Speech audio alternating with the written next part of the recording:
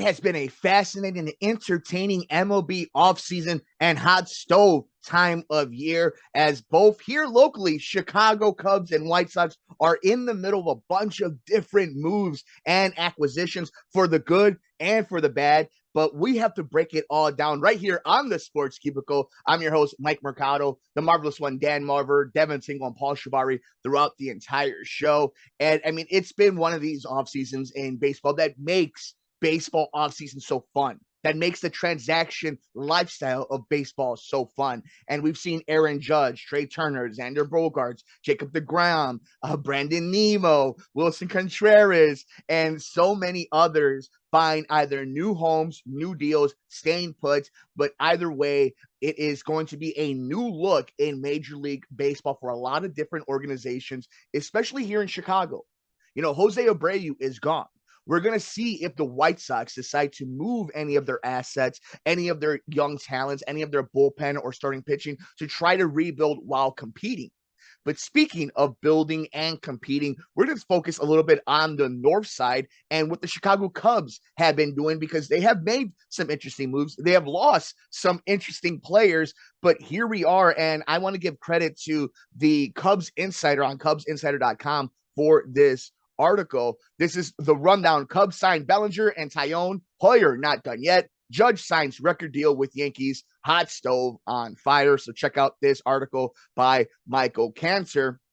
The Cubs finally struck in free agency last night, adding a center fielder and a starting pitcher.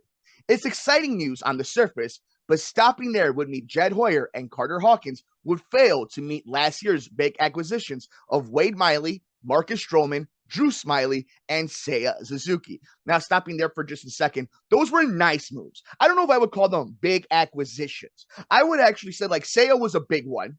And I think Marcus Stroman, Drew Smyly, and Wade Miley were nice moves to make your pitching rotation a professional pitching rotation, right? But I wouldn't say that it was a big offseason. You know, what the Padres are doing is a big offseason. What the Yankees do, what the Phillies do are a big offseason. So I think that's just me interpreting that. But we continue on with this article. In fact, Miley and or Smyly might be a nice addition to a rotation that now includes Stroman, Justin Steele, Adrian Sampson, Kyle Hendricks, and the new acquisition, Jameson Taillon. And this is where it gets kind of fascinating if we just stick right here to the Taillon deal, which he signed a 4-year, $68 million deal that was finalized just after 2 a.m. local time, a move that in this article is mentioned was bashed by some Cub fans of being overpaid. That's the going rate for pitching this year, though. And Taillon signed for a market price. And we just saw that Kadai Senga, the Japanese phenom, is signing a deal with the Mets. And you know, that's just where the market is. And we're going to stay there for a second, right? What the Cubs got in this is signing Taillon. I think now the Cubs have a bunch of 2, 3s, 4s, and 5s, right? Like they have a couple 2s, they have a couple 3s, and maybe a 4. They're a strong rotation on paper in December, December 12th, 11, 2022, right? Like we could say that, but I don't think you should stop there. Like if you're able to keep bolstering your starting rotation and your bullpen, you have to do it. And if you look at how the Cubs are doing this, if you look at how Carter Hawkins and Jed Hoyer, you know, Hawkins coming from the Cleveland organization, they're going to do this pitching lab, that they're going to have a bunch of studs and a bunch of reclamation projects to come in here, and they're going to try to get the best out of them, try to flip them or have them part of the contenders. But speaking of a reclamation project, the Cubs also landed former MVP and Rookie of the Year, Cody Bellinger.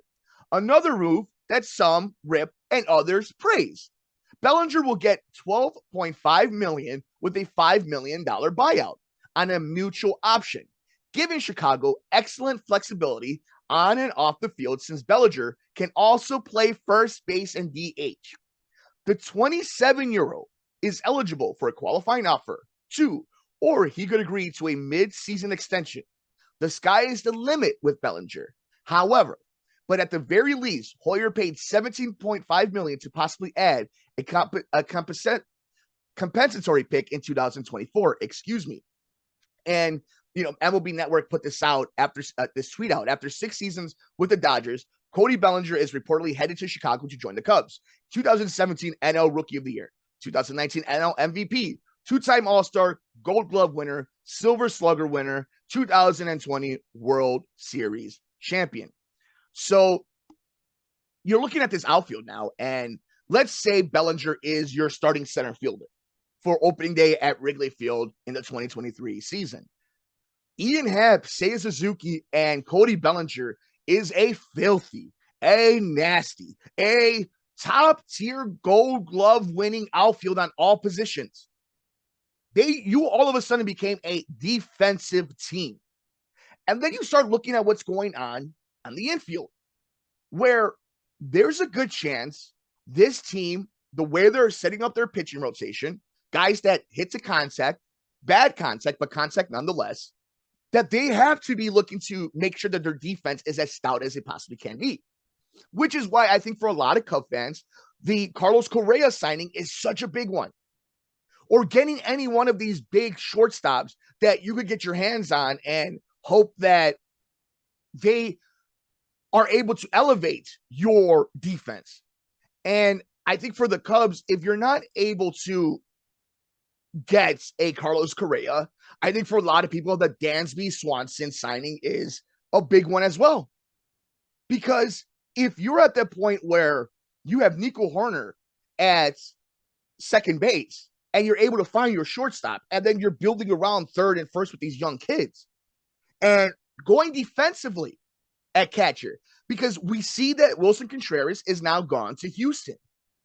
I think the Cubs are very much in the mode of, we want our catcher to be a defensive-minded guy, be able to control this pitching staff, help develop this pitching staff. I am so proud of Willson Contreras. And we can talk about this now because this is kind of how it all comes together. And if they don't sign one of the top shortstops, or they don't continue to bring in talent, losing a Willson Contreras is going to hurt. But if you're able to redefine and revamp your defense, the middle of your infield and your outfield, and your pitching rotation is a stellar one, having a defensive-minded catcher is going to help this team a lot. Having a catcher that's going to be able to be a pitching manager is going to help out a lot. For the Astros, you saw them win a World Series like that. You've seen a lot of teams find the catcher that's just there for the defense, for helping out the pitching. But now the Astros found themselves a top-tier hitting catcher. I don't think the Cubs value that right now. I think that's a luxury for a lot of teams. So I'm proud that Willson got paid. I'm proud that Willson is going to make a lot of money with the Cardinals. It just sucks that it's the Cardinals. But if you look at what the Astros did, you look at what any of these teams do, their catcher is there to help their pitching rotation, is there to make defensive stops, is there to make sure that the ship stays steady. And Willson did a lot of that, but he was a bat. And I think for a lot of people, it's more not the objectiveness of it, that this was probably the right move to make, that it was a move we know was going to be made for a long time.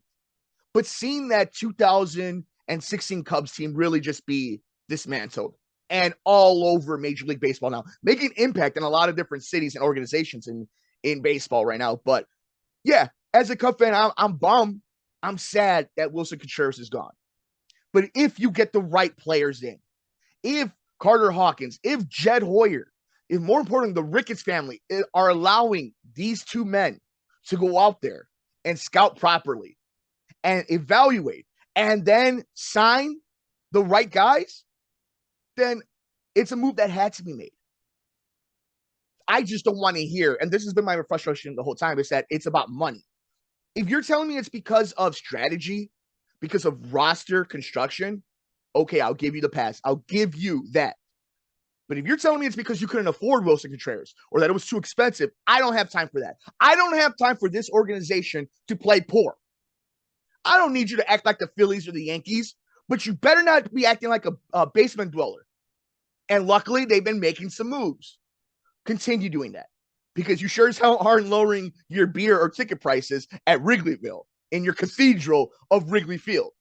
So we're going to be keeping up to this story. As of this recording, no Carlos Correa and no Swanson. So We'll see if anything happens. We'll break into this segment with it, and you'll hear the editing of it. But otherwise, the Chicago Cubs find themselves with 2 new players as they sign Jameson Taillon and Cody Bellinger, waiting to see what happens now that Willson Contreras is a St. Louis Cardinals. Where Carlos Correa go? Aaron Judge is now still a New York Yankee after all that craziness with John Heyman of him supposedly having a deal with the San Francisco Giants.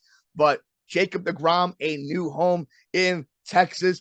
Justin Verlander ends up with the Mets. Paul's going to be talking about all that, but we want to know your thoughts. Taillon, Bellinger, new Chicago Cubs. Let us know your thoughts. We're on Twitter at Sports Cubicle TV, at Couch Sports Talk. I'm on Twitter at Mike M Media, Instagram, Mike Mercado Media. Check out WCPT SoundCloud if you missed any one of our episodes of the Sports Cubicle, or if you want to check out the segments, check us out, and the video version at that matter on youtube.com/Mercado Airwaves Network. Leave a comment down below, and wherever you get your favorite podcast at Mercado Airwaves Network. We got a lot left here on the Sports Cubicle. It's the marvelous one, Dan Marver. It's Devin Tingle. It's Paul Chivari. I'm Mike Mercado.